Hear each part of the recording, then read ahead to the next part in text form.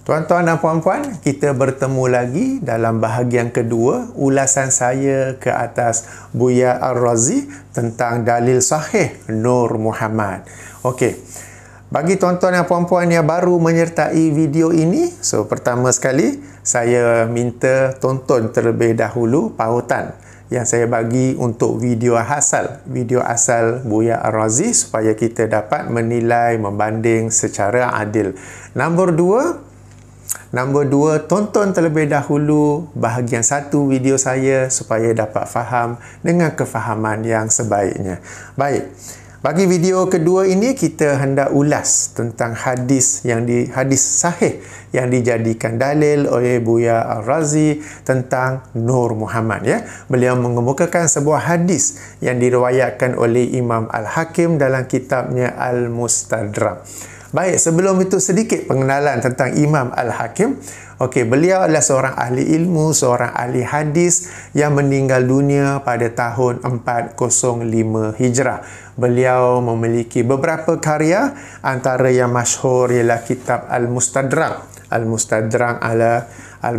ala Sahihin, di mana dalam kitab ini beliau merancang ataupun bertujuan menghimpun hadis-hadis sahih yang tidak dikemukakan oleh Imam Al-Bukhari maupun Imam Muslim dalam kitab sahih masing-masing. Akan tetapi apabila kitab ini telah pun siap, berjumlah banyak jilid, berjumlah 8,800, lebih kurang 8,800 buah hadis. Para ahli hadis apabila menyemaknya mendapati ada banyak hadis-hadis yang daif jiddan dan maudhu di dalam kitab itu. Lalu menjadi pertanyaan, macam mana kata nak kemukakan hadis-hadis yang sahih, akan tetapi yang ditemui ialah hadis-hadis yang daif jiddan dan maudhu. Dan daripada zaman dulu sehingga sekarang ada banyak perbincangan, ya, tentang kitab Al-Mustadrak oleh Imam Al-Hakim ni. Antara yang menyebut tentang perkara ini ialah Al-Hafiz Imam Ibn Hajar Al-Asqalani, ya. Al-Hafiz Imam Ibn Hajar Al-Asqalani dalam kitabnya Lisanul Mizan, ya. Kitab ni membicarakan biografi para perawi hadis, termasuk tokoh-tokoh hadis, termasuklah Imam Al-Hakim, ya. Bagi tuan-tuan dan puan-puan yang menggunakan Maktabah Syamilah, ya, edisi tahqiq Abdul Fattah Abu Ghudah, boleh rujuk perawi nombor 7020. Nombor 7020, ya. Baik, apa kata Al-Hafiz Ibn Hajar? Okey, beliau berkata tentang Imam Al-Hakim ini seorang imam yang jujur, yang benar. Akan tetapi dia mensahihkan dalam kitab Mustadraknya hadis-hadis yang digugurkan, dan yang sedemikian itu banyak jumlahnya. Jika tersembunyi daripadanya, mungkin dia tidak tahu. Namun jika dia tahu, maka ia adalah satu pengkhianatan yang azim, pengkhianatan yang besar, ya, kata Ibnu Hajar. Ya, serius kat sini ni. Baik, kemudian Ibnu Hajar membicarakan pula ada tuduhan, ada orang yang mengatakan bahawa Imam Al-Hakim ini seorang Syiah. Ya, jadi ada perbincangan di situ, maka tak apa, saya lompat kepada pandangan yang lain pula. Satu pandangan berkata Al-Hakim ini Syiah. Pandangan kedua pula kata bukan Syiah, tapi dia menyusun kitab Mustadrak ini dalam umur yang sudah lanjut. Maka di situlah kerana berlakunya banyak kecuaian dan kesilapan, ya. Okey, di mana mereka berkata, dan sebesar-besar sebutan baginya adalah dia disebut di kalangan orang-orang yang daif, akan tetapi telah diperkatakan tentang keuzurannya kerana dia semasa menulis kitab Al-Mustadrak berada di penghujung umurnya. Jadi beliau bukan seorang Syiah, bukan seorang yang sengaja melakukan kesilapan-kesilapan itu dalam kitab Al-Mustadraknya, tapi ini berlaku kerana dia berada di penghujung umurnya. Wa zakara ba'dahum, dan berkata dan menyebut sebahagian mereka, yakni sebahagian ahli hadis, sebahagian pengkritik, bahawa dia tidak mantap dan cuai pada penghujung umurnya, dan yang sedemikian ini terbukti kerana dia, yakni Imam Al-Hakim, telah menyebut sejumlah para perawi dalam kitab Al-Du'afa, kitabnya Al-Du'afa, dan secara muktamad menolak periwayatan hadis daripada mereka, daripada para perawi itu, dan menegah daripada berhujah dengannya. Lalu kemudian dia Al-Hakim mengeluarkan hadis-hadis daripada sebahagian mereka, dan yang didakwahkan itu dalam kitabnya Al-Mustadrak dan mensahihkannya. Summa akhraja ahadis ba'duhum fi mustadrakha wa sahahaha.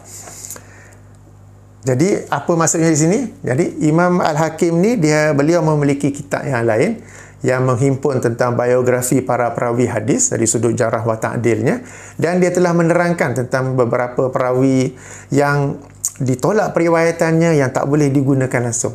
Akan tetapi kemudiannya Imam Al-Hakim sendiri dalam kitab Al-Mustadrak, kitab ini kitab yang terkemudian yang beliau tulis di penghujung umurnya, mengeluarkan hadis-hadis daripada para perawi yang dia sendiri pada awalnya berkata tak boleh pakai.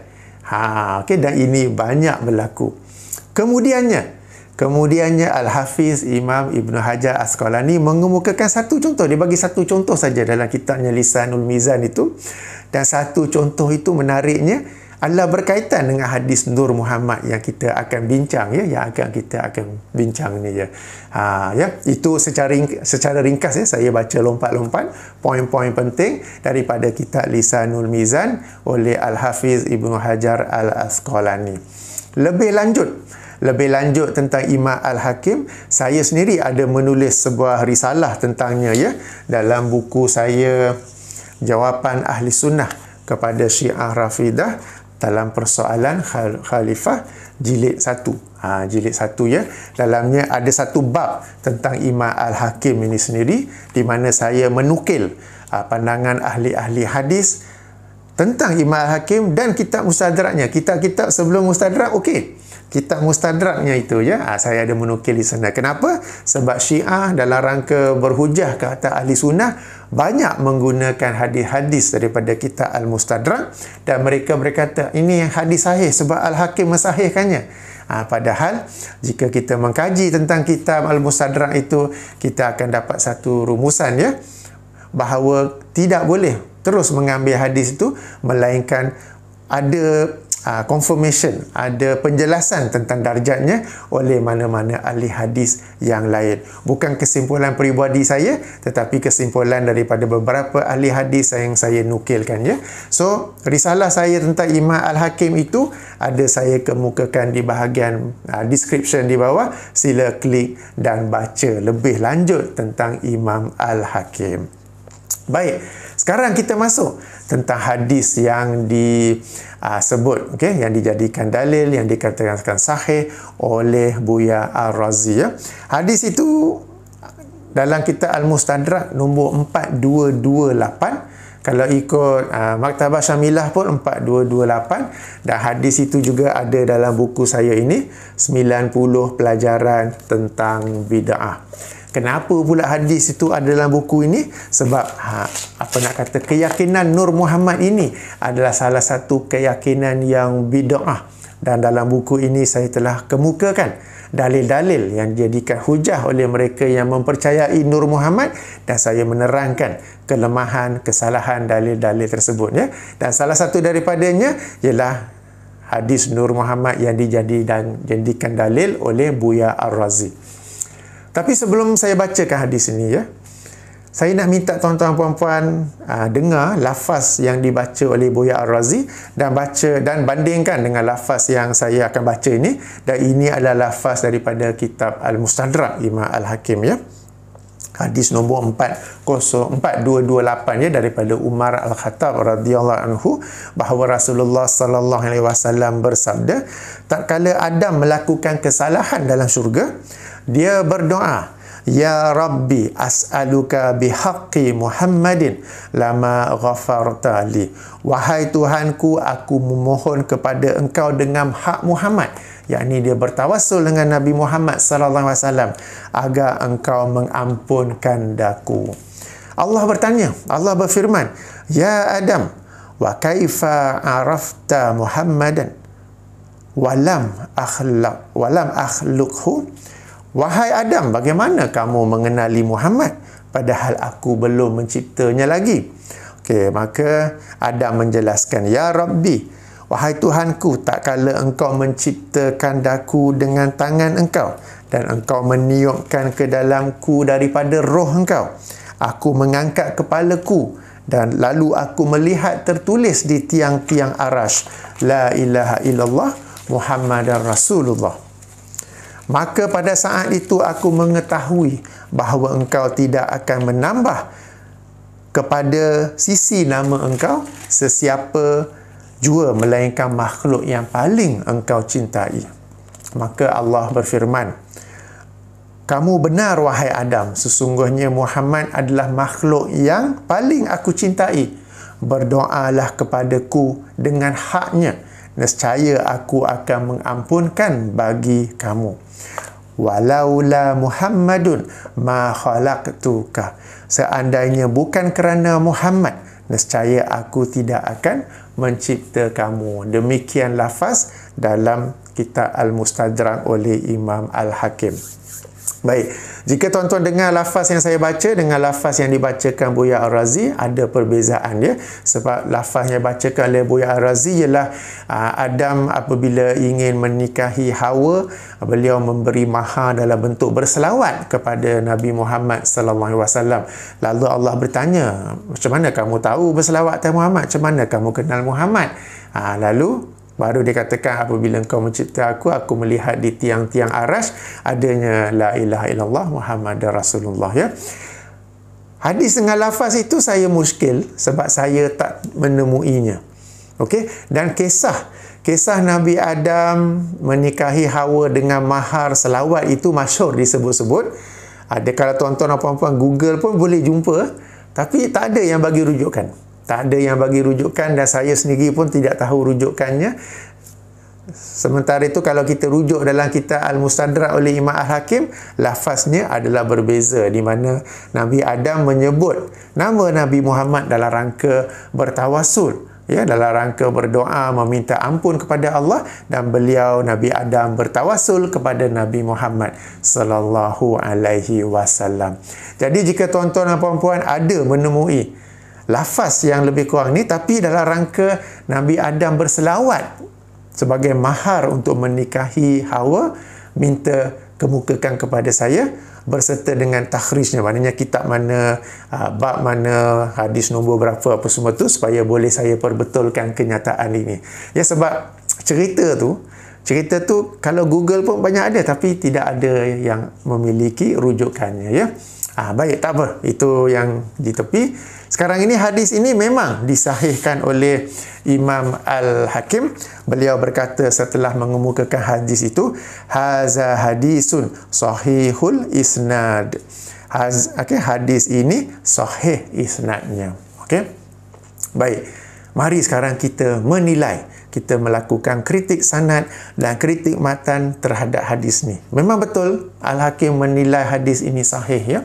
Okey, petanda awal yang menyebabkan saya mencurigai pensahihan Al-Hakim adalah apabila beliau sendiri berkata, apabila beliau sendiri berkata, haza hadis sahihul isnadi wa huwa awwalu hadisin zakartuhu li Abdurrahman bin Zaid bin Aslam fi hazal kitab. Dan ia adalah hadis pertama yang aku sebut bagi Abdurrahman bin Zaid bin Aslam dalam kitab ini. Padahal kalau kita buka dalam kitab Al-Mustadrak itu, hadis yang kita baca ni hadis nombor 4228. Sebelum itu Imam Al-Hakim ada juga mengemukakan hadis daripada perawi yang bernama Abdurrahman bin Zaid bin Aslam ini. Okay. Jadi di sini ada petanda awal kecuaian Imam Al-Hakim, mungkin kerana kelanjutan umurnya ketika menyusun kitab Al-Mustadrak. Dia kata ini pertama kali dia guna perawi hadis daripada jalan Abdurrahman bin Zaid bin Aslam ni, padahal sebelum itu beliau tak ada menggunakannya ya. Sila rujuk hadis nombor 4131. Alang-alang dia dah sebut Abdurrahman bin Zaid bin Aslam ni, jom kita kaji tentangnya. Dan bila kita mengkaji, kita akan temui bahawa dia seorang perawi yang dhaif. Seorang perawi yang dhaif. Akan tetapi, walau bagaimanapun, namun begitu, satu poin menarik, Imam Al-Hakim sendiri ada menyebut tentang perawi ini ya. Dalam kitabnya yang lain berjudul Al-Madkhal ilal Ma'rifah As-Sahih Minas Saqim. Ada juga dalam Maktabah Syamilah rujuk perawi nombor 97. Perawi nombor 97. Kitab ni secara ringkas juga disebut sebagai Al-Madkhal ila Sahih ya. Beliau sendiri berkata, Abdul Rahman bin Zaid bin Aslam meriwayatkan daripada ayahnya hadis-hadis yang palsu, hadis-hadis maudhu, tidak tersembunyi bagi orang-orang yang mengkajinya dari karangan para pakar hadis bahawa dia bertanggungjawab memalsukan hadis. Ini kata-kata Imam Al-Hakim sendiri dalam sebuah kitabnya yang lain yang dia tulis sebelum dia menyusun kitab Al-Mustadrak. Bahawa, tadi saya katakan Abdul Rahman ni seorang perawi yang dhaif.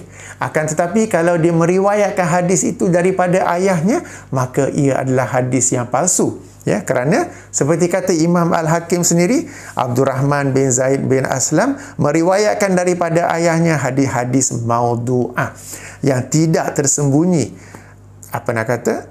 Tidak tersembunyi bagi orang-orang yang mengkaji dari kalangan para ahli hadis bahawa dia bertanggungjawab memalsukan hadis. Baik, sekarang mari kita tengok ya.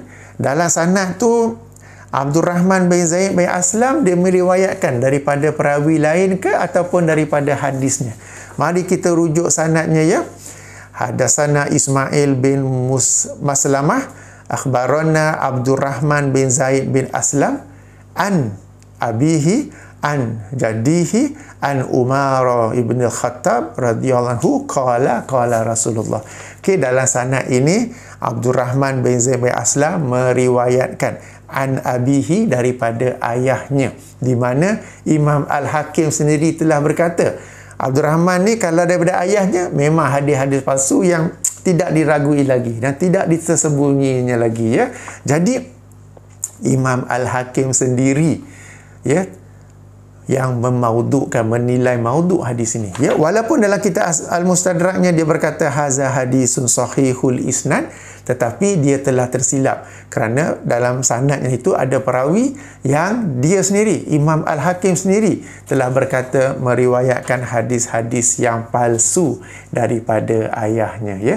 Jadi dari aspek kritikan sanad, hadis ini palsu, bukan dipalsukan oleh Ibn Taymiyah, bukan dipalsukan oleh Az-Zahabi, bukan dipalsukan oleh Al-Albani, bukan dipalsukan oleh Muhammad bin Abdul Wahhab, tetapi dipalsukan sendiri oleh Imam Al-Hakim. Beliau telah tersilap dalam mensahihkan hadis ini dalam kitabnya Al-Mustadrak. Kita kena ingat di sini ada dua penilaian beliau yang berbeza. Dalam Al-Mustadrak beliau berkata hadis ini sahih.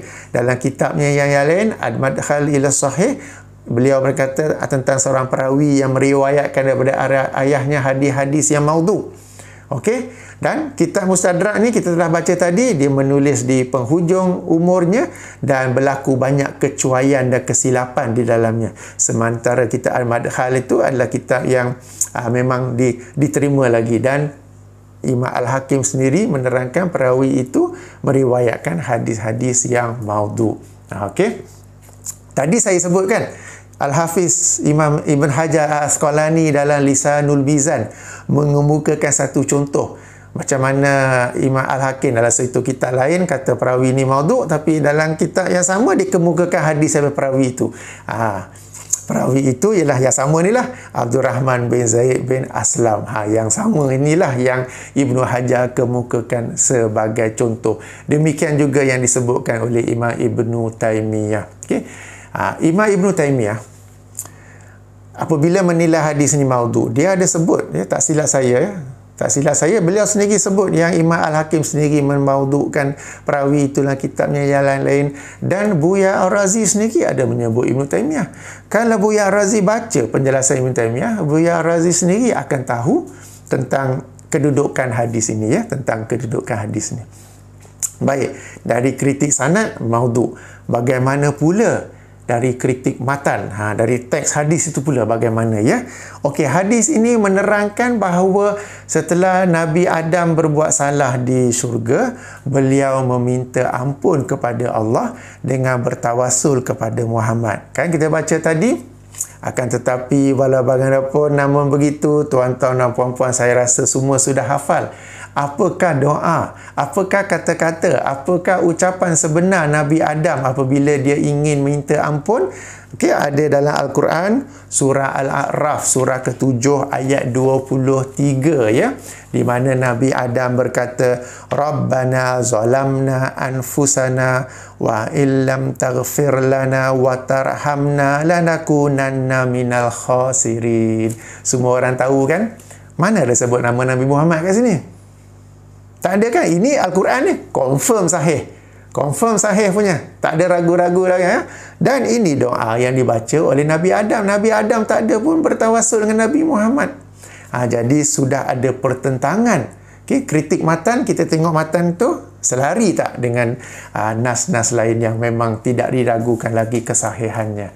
Di sini terbukti bahawa doa yang kononnya dibaca oleh Nabi Adam itu berlainan dengan doa yang sebenarnya dinukil oleh Allah SWT dalam Al-Quran. Apa yang disebut, apa yang dibacakan oleh Nabi Adam ketika ingin meminta ampun daripada kesalahannya itu.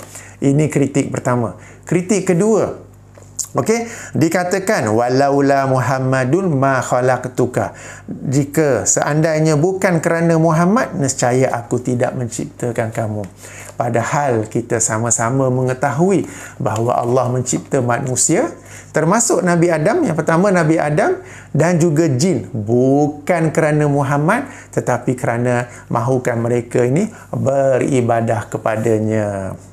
Surah Az-Zariyat, surah ke-51 ayat 56, di mana Allah SWT berfirman, a'udzubillahi minasyaitonirrajim, wa ma khalaqtul jinna wal insa illa liya'buduni. Dan tidaklah aku mencipta jin dan manusia melainkan untuk mereka beribadah kepadaku. Jadi Allah mencipta jin dan manusia, termasuk dalam manusia di sini manusia pertama, yakni Nabi Adam, bukan kerana Muhammad, bukan kerana Nur Muhammad, tetapi kerana mereka mahukan mereka beribadah kepada Allah Subhanahu Wa Taala. Jadi dari aspek kritik matan juga tertolak, kritik sanad juga tertolak. Jadi hadis itu bagi saya adalah memang hadis maudhu. Maudhu kerana sanadnya dan juga kerana matannya ya. Baik. Ini setakat ini ya penjelasan saya tentang hadis Nur Muhammad tersebut. Okey, tuan-tuan dan puan-puan, tentang keyakinan Nur Muhammad ini lebih lanjut boleh baca dalam buku saya ini, 90 pelajaran tentang bid'ah. Ada saya bagi banyak lagi dalil-dalil yang mereka kemukakan ya. Mereka yang meyakini akidah Nur Muhammad ini, ada lagi dalil-dalilnya. Ada lagi hujah-hujah mereka dan saya telah menjelaskan kesalahannya. Ini salah satu daripadanya. Buku ini boleh muat turun secara percuma dalam bentuk PDF. Okay. Saya sendiri tulis, saya sendiri print dan saya sendiri binding ya. Okay. Pautannya ada saya bagi di bahagian description di bawah. Boleh baca lebih lanjut di sana. Baik, jadi secara kesimpulannya Imam Al-Hakim seorang imam, seorang ilmuwan, seorang sarjana, seorang ahli hadis. Akan tetapi apabila beliau menyusun kitabnya Al-Mustadrak, beliau berada di penghujung hayatnya dan di situ banyak berlaku kecuaian dan kesilapan dalam kitab Al-Mustadrak. Sehingga apabila beliau berkata hadis ini sahih, kita tidak boleh menerima bulat-bulat ia sahih, melainkan hendaklah disemak dengan penilaian ahli hadis yang lain ya. Ini yang pertama, tidak boleh terima bulat-bulat. Yang berkata sedemikian bukannya Muhammad Abdul Wahab, berkata sedemikian bukannya Al-Albani, yang berkata sedemikian bukannya saya, tetapi Al-Hafiz Ibnu Hajar Al-Asqalani dalam kitabnya Lisanul Mizan, boleh baca di sana ya. Ada lagi tuduhan-tuduhan lain kononnya beliau Syiah apa semua tu, tetapi Ibnu Hajar berkata yang benar ialah beliau menyusunnya di penghujung hayat dan berlaku kecuaian, kesilapan di sana ya. Itu yang pertama. Yang kedua, hadis Nur Muhammad yang dijadikan dalil untuk Nur Muhammad itu memang dinilai sahih, dikatakan sahih oleh Imam Al-Hakim. Akan tetapi apabila kita semak semula dari sudut sanad, dari sudut matan, ternyata ia adalah sebaliknya, ternyata ia adalah maudhu. Maudhu dari sudut sanad bukan saya sendiri-sendiri kata, tetapi berdasarkan kenyataan Imam Al-Hakim sendiri dalam kitab lain yang beliau tulis sebelum itu ketika dalam fikirannya yang sehat, ya. Dan kedua, ia juga tertolak dari sudut matan. Tertolak dari sudut matan kerana ia berbeza dengan doa minta ampun yang dibacakan oleh Nabi Adam, dan ia juga berbeza dengan tujuan Allah mencipta jin dan manusia, di mana ia bukan kerana Nur Muhammad tetapi kerana untuk kita ini beribadah kepada Allah Subhanahu wa taala. Okey, insya-Allah kita jumpa lagi bahagian ketiga. Kita jumpa lagi bahagian ketiga, kita kupas pula hadis bahawa yang pertama Allah cipta ialah kalam, dan kalam itu ialah Nur Muhammad. Dan huruf ba titik bawah tu juga ada kaitan dengan Nur Muhammad, ya. Kita jumpa nanti insya-Allah. Subhanakallahumma wa bihamdika asyhadu an la ilaha illa anta astaghfiruka wa atubu ilaika. Assalamualaikum warahmatullahi wabarakatuh.